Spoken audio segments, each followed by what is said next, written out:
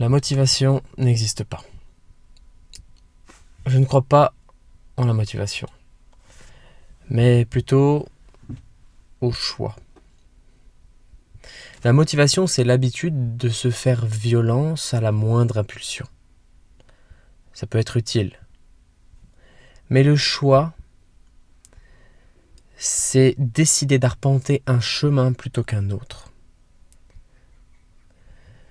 La motivation, elle finira toujours par s'épuiser. En fait, on ne peut pas conserver une motivation sans un choix préalable. Ce qui veut dire que la motivation est strictement subordonnée au choix. Donc le choix et la motivation sont un petit peu de même nature, mais sont d'un règne très différent. On a la motivation qui est très bas, on a le choix qui est très haut. Donc la motivation, c'est un petit peu l'énergie qui pousse à, tandis que le choix, c'est le chemin qui va mobiliser l'énergie. Dans cette vidéo, on va parler de ce qui fonctionne, c'est-à-dire le choix. La motivation, on peut tous en avoir. Il suffit de travailler un tout petit peu, c'est-à-dire physiquement, de faire quelques exercices de sport très simples au début. Ça va habituer le corps à bouger, à fonctionner. Et au bout d'un certain moment, on va pouvoir faire de plus en plus de poids, D'ailleurs, notre corps va le demander, à ce qu'on aille plus loin dans ces exercices. Donc la motivation, c'est facile à retrouver. En 2000, à peu près 2017, il y a eu une sacrée vague de motivation sur YouTube. Jean Motivation qui avait souvent tendance à dire « Ah, la motivation est un muscle et elle doit s'entraîner ». C'est vrai. Sauf que la motivation, c'est d'un règne très bas. Et sans choix, il n'y a pas de motivation. Donc maintenant, qu'est-ce qui est un choix en fait ? Parce c'est très facile de se dire dorénavant, je vais faire tel exercice, je vais me muscler de telle manière, je vais faire ça tous les jours. Mais une fois qu'on est face le lendemain, on est face à notre choix et tiens, tout de suite, c'est beaucoup plus dur. Est-ce que c'est ça un choix ? Eh bien, le choix. Pour ça, je peux vous raconter ma vie un petit peu, mais très rapidement. En gros, toutes les périodes de ma vie qui ont précédé un changement drastique de mon être, m'amenant parfois à des degrés de succès que je ne pouvais même pas imaginer. Tous ces moments-là ont été précédés d'un ras-le-bol au plus profond, parfois même d'une dépression la plus totale.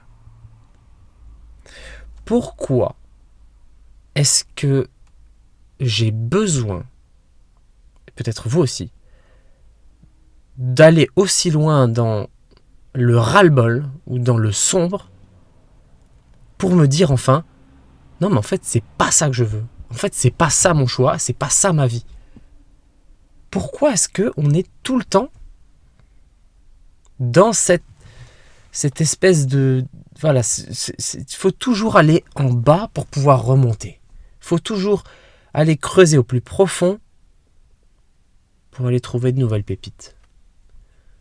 Est-ce que finalement c'est pas logique en fait.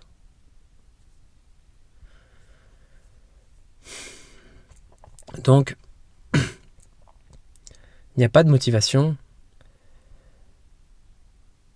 sans un choix préalable. Et ce choix préalable provient d'un ras-le-bol le plus profond. Ce ras-le-bol, on va le décrypter, on va le disséquer maintenant.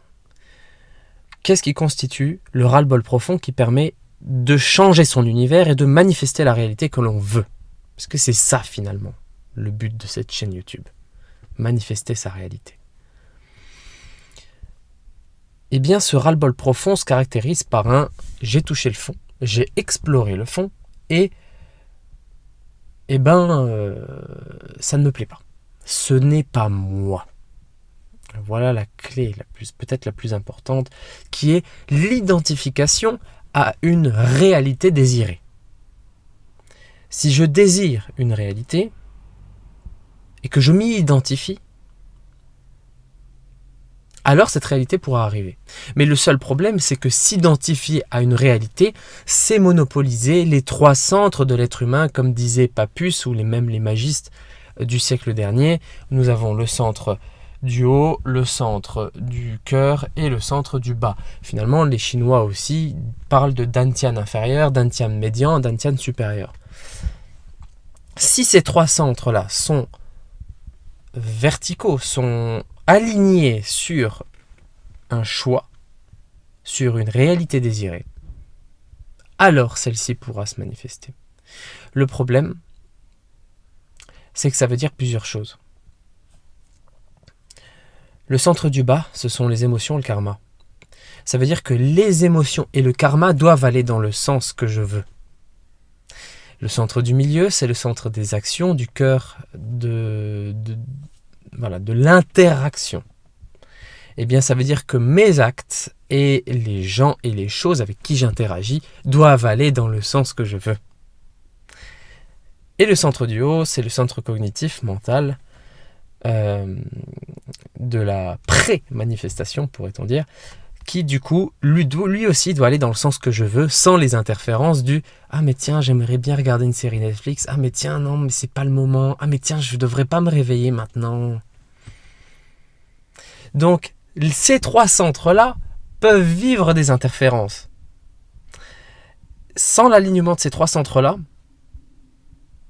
il n'y a pas de changement de réalité. En tout cas, ça va se faire très difficilement. Donc, ce que ça veut dire en termes concrets, le ras-le-bol émotionnel doit être dirigé vers l'obtention d'une nouvelle réalité. Ok, j'en ai marre de subir le contrôle de mes parents. J'en ai marre de subir mon manque de richesse. J'en ai marre de subir mon mari qui me harcèle ou ma femme qui me harcèle. Ça, j'en ai marre. C'est bon. Ça ne fait plus partie de ma réalité. Ça me saoule. Je vais détruire ce truc-là. Je vais trouver une solution. Donc ça, c'est en bas. C'est un tien du bas. C'est l'émotionnel qui a décidé de faire son choix. Et c'est très bien. Nous avons ensuite le Dantian médian, qui est les interactions, le cœur, l'ouverture du cœur et des poumons. Eh bien, les gens avec qui j'interagis, les choses que je manipule, les objets que je touche, doivent me rappeler systématiquement quel est mon choix. Doivent aller dans le sens de ma réalité désirée. Par exemple, moi, je fais beaucoup de musculation depuis mon dernier changement de réalité et de paradigme, qui a été incroyable. Et la musculation me rappelle à quel point je suis fort et j'ai la force d'obtenir ce que je veux. C'est pas le résultat de la muscu qui me rappelle ça. C'est le fait de galérer à en faire. C'est de faire monter l'énergie. C'est la force, tu vois. Donc, on a ça et ça. Maintenant, on a le mental. Le mental doit être dirigé, focalisé sur l'objectif, la destination. C'est lui qui dirige. Si tu bouges la tête comme ça, c'est tout le corps qui suit. Et hop, c'est tout le corps qui suit. C'est un mouvement d'ondulation. Ça veut dire quoi? Ça veut dire que c'est la tête qui dirige. Si tu mets la tête vers l'avant, tu vas avancer. Si tu mets la tête vers l'arrière, tu vas reculer. Donc, ton mental, ton esprit doit être dirigé et focalisé vraiment le plus souvent possible sur ta destination. La moindre chose qui passe dans la rue doit te rappeler ton objectif. Ce que tu touches, tous tes actes, tout ce que tu penses doit te rappeler ton objectif. Vraiment. Tiens, une voiture moche qui se passe. Tiens, mon objectif c'est de faire de l'argent.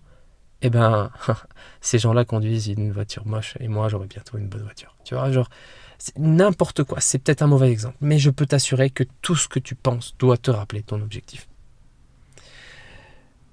Vous avez les 3 centres alignés une fois que vous avez touché à ces 3 faits-là. Ras-le-bol émotionnel,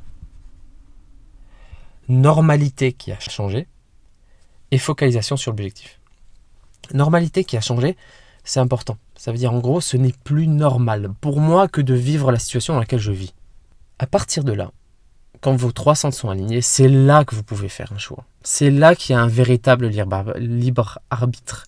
Ce fameux spectre dont tout le monde parle et dont tous les philosophes ont craché dessus, plus ou moins. Eh bien, ce libre arbitre, il apparaît vraiment au moment où on arrive enfin à s'aligner dans un ras-le-bol et dans une volonté appuyée de changer de réalité. Losers change their goals because they're too lazy to change their habits and themselves. La chose qui va faire que vous pourrez apprendre plus vite sur vous-même et sur ces trois centres, c'est de considérer l'intégralité de la vie comme quelque chose de vivant. Car en considérant toute chose comme quelque chose de vivant, même ce portail ou cette haie derrière moi, eh bien, j'autorise le monde à avoir le pouvoir de m'indiquer les choses qui vont me permettre d'évoluer. Ça veut dire que j'intériorise mon extérieur.